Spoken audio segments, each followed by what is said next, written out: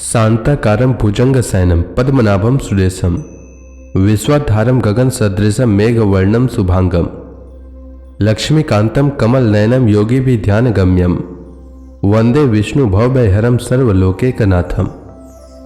मंगलम भगवान विष्णु मंगलम गरुड़ध्वज मंगलम पुंडरीकाक्ष मंगलाय तनोहरि। ओम नमो भगवते वासुदेवाय। आज का दिन आप सभी के लिए मंगलमय हो। हमारे सनातन धर्म में एकादशी तिथि का विशेष महत्व होता है। इस दिन भगवान विष्णु की पूजा करने, व्रत रखने और व्रत कथा का श्रवण करने से सभी मनोकामनाएं पूर्ण होती हैं। आइए सुनते हैं विजया एकादशी व्रत की कथा। सब धर्मों के ज्ञाता, वेद और शास्त्रों के अर्थ ज्ञान में पारंगत, सबके हृदय में रमन करने वाले श्री विष्णु के तत्व को जानने वाले तथा भागवत परायण प्रहलाद जी जब सुखपूर्वक बैठे हुए थे, उस समय उनके समीप स्वधर्म का पालन करने वाले महर्षि कुछ पूछने के लिए आए। महर्षियों ने कहा, प्रहलाद जी, आप कोई ऐसा साधन बताइए जिससे ज्ञान, ध्यान और इंद्रिय निग्रह के बिना ही अनायास भगवान विष्णु का परम पद प्राप्त हो जाता है। उनके ऐसा कहने पर संपूर्ण लोगों के हित के लिए उद्धत रहने वाले विष्णु भक्त महाभाग प्रहलाद जी ने संक्षेप में इस प्रकार कहा, महर्षियों, जो 18 पुराणों का सार से भी सारतर तत्व है, जिसे कार्तिकेय जी के पूछने पर भगवान शंकर ने उन्हें बताया था, उसका वर्णन करता हूं, सुनिए। महादेव जी कार्तिकेय से बोले, जो कली में एकादशी की रात में जागरण करते समय वैष्णव शास्त्र का पाठ करता है, उसके कोटि जन्मों के किए हुए 4 प्रकार के पाप नष्ट हो जाते हैं। जो एकादशी के दिन वैष्णव शास्त्र का उपदेश करता है, उसे मेरा भक्त जानना चाहिए। जिसे एकादशी के जागरण में निद्रा नहीं आती तथा जो उत्साह पूर्वक नाचता और गाता है, वह मेरा विशेष भक्त है। मैं उसे उत्तम ज्ञान देता हूं और भगवान विष्णु मोक्ष प्रदान करते हैं। अतः मेरे भक्त को विशेष रूप से जागरण करना चाहिए।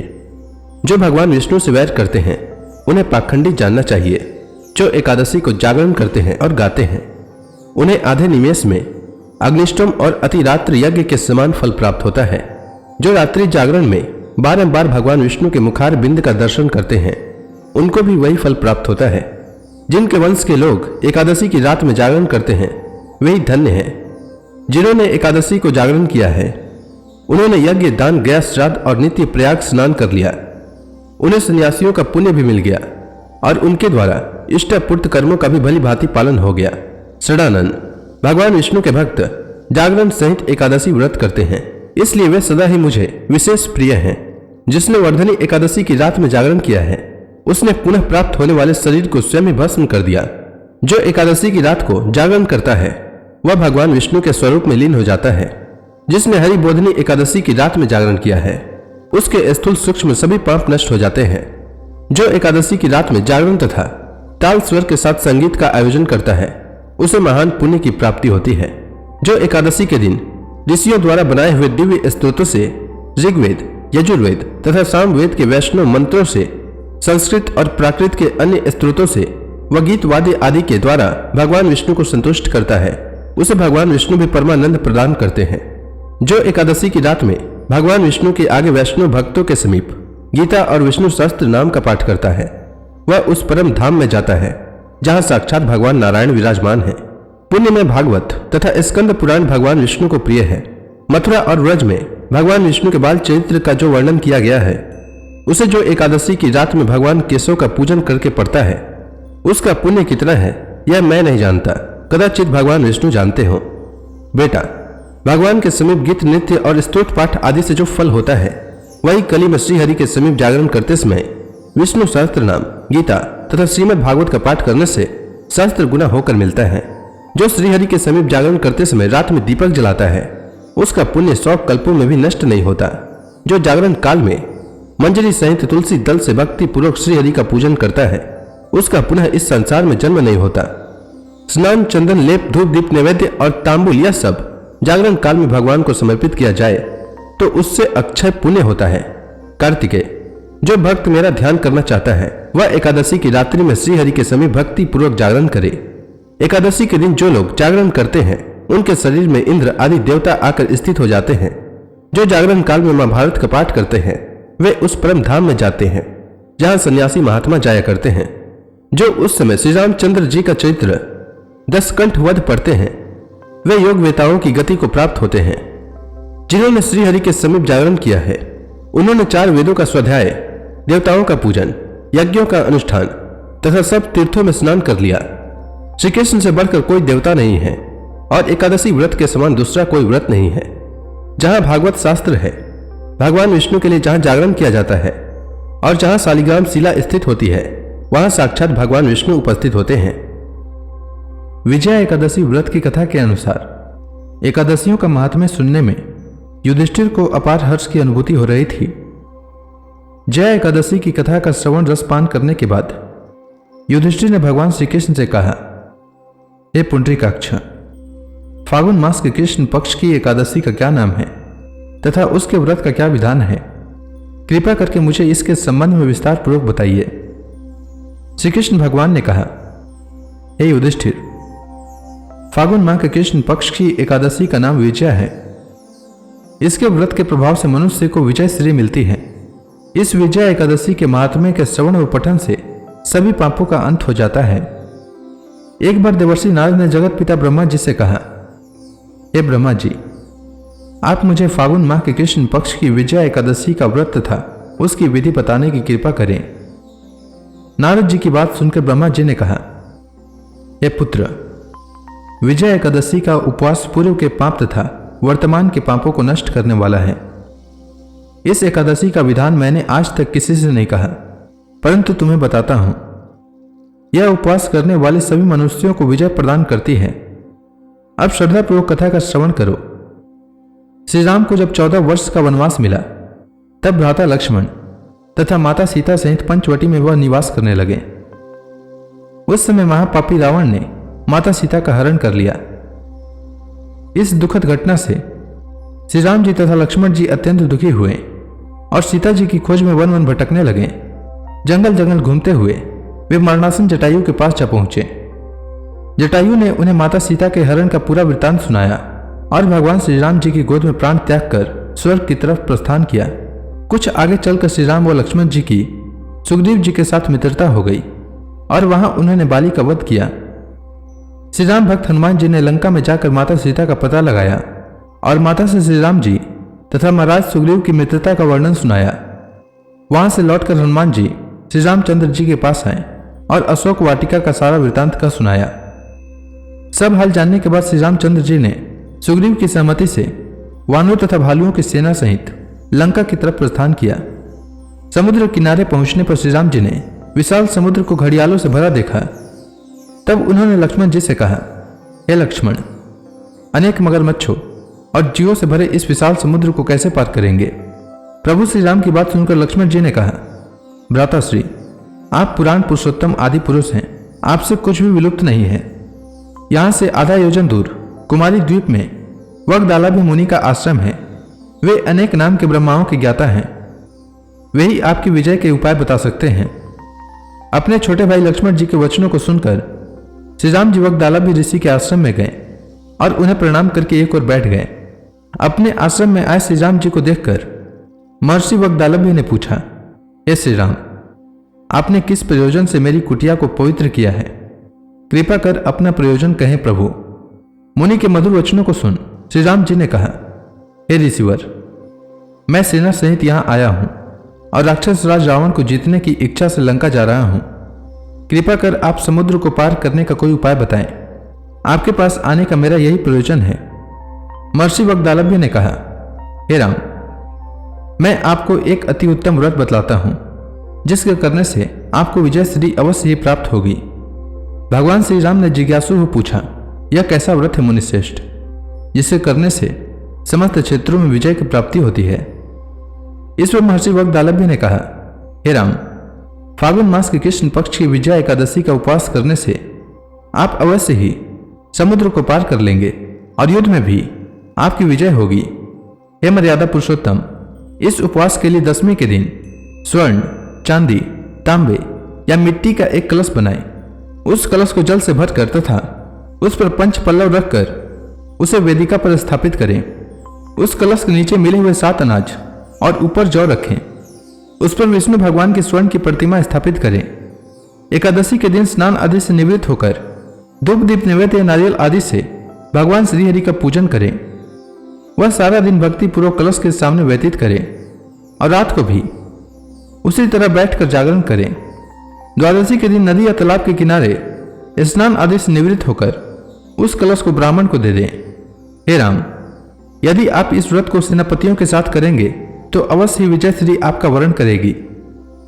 मुनि के वचन सुन तब श्री रामचंद्र जी ने विधि पूर्वक विजया एकादशी का व्रत किया और इसके प्रभाव से राक्षसों के ऊपर विजय प्राप्त की।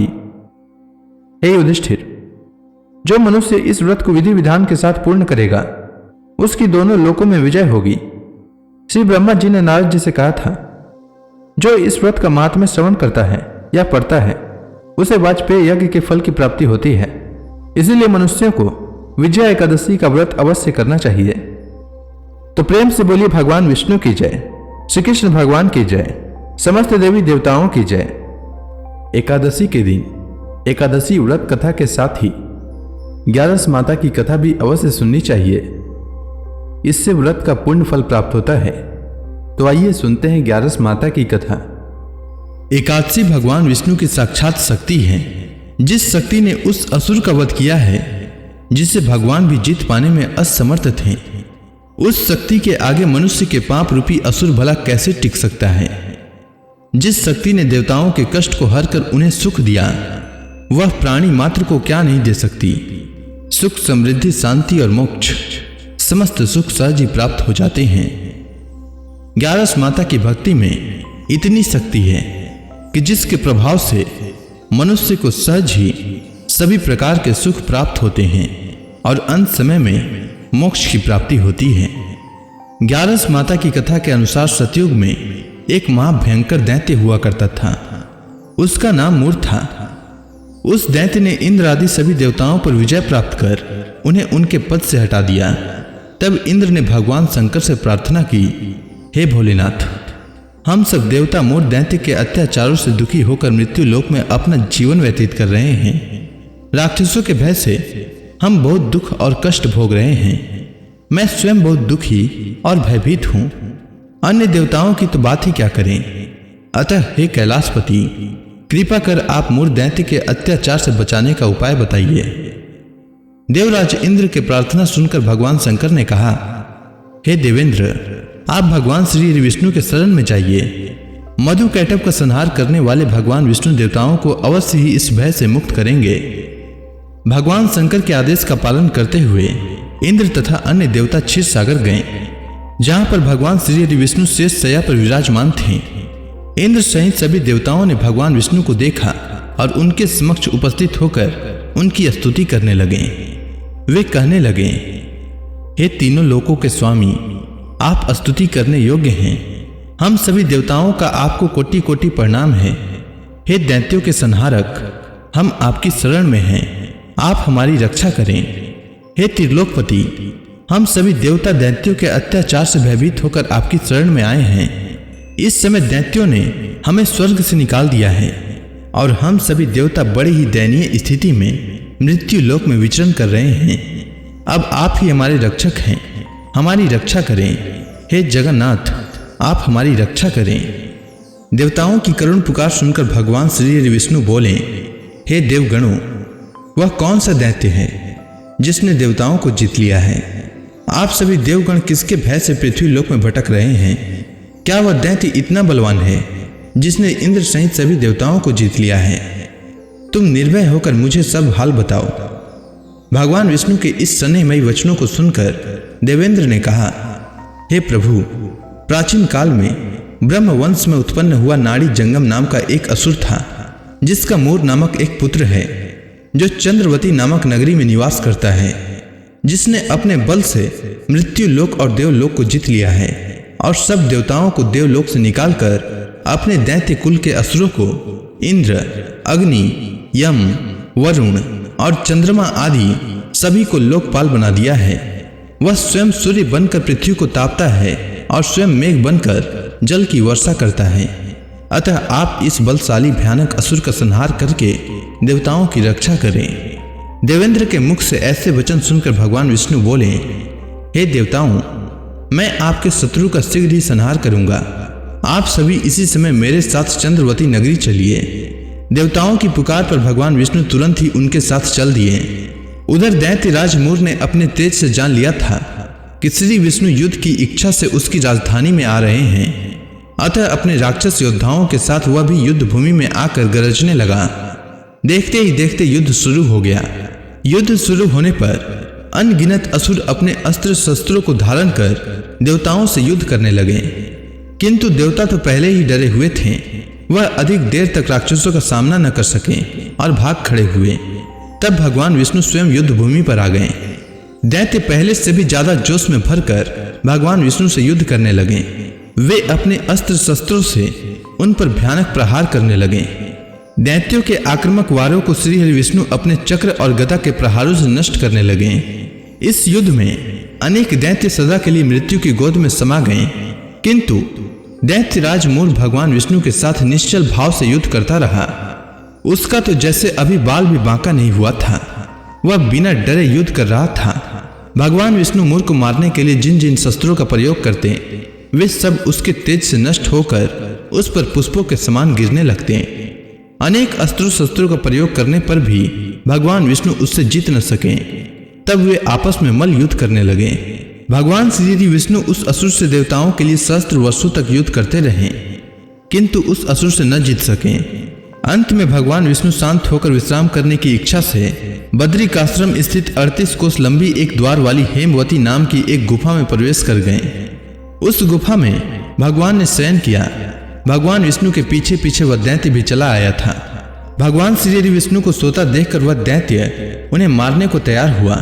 वह सोच रहा था कि आज मैं अपने चीर शत्रु को मारकर हमेशा हमेशा के लिए निष्कंटक हो जाऊंगा, परंतु उसकी यह इच्छा पूर्ण न हो सकी, क्योंकि उसी समय भगवान विष्णु की देह से दिव्य वस्त्र धारण किए एक अत्यंत मोहिनी कन्या उत्पन्न हुई और राक्षस को ललकार कर उससे युद्ध करने लगी। उस कन्या को देखकर राक्षस को घोर आश्चर्य हुआ और वह सोचने लगा कि यह ऐसी दिव्य कन्या कहां से उत्पन्न हुई, और फिर वह असुर उस कन्या से लगातार युद्ध करता रहा। कुछ समय बीतने पर उस कन्या ने क्रोध में आकर उस दैत्य के अस्त्र शस्त्रों को टुकड़े टुकड़े कर दिए।